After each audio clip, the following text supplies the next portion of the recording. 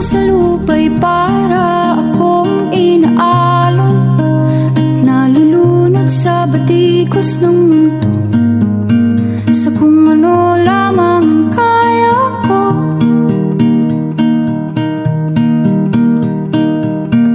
Bigang-biga na sa mga problemang di masolusyonan agad, parang wala nang bukas.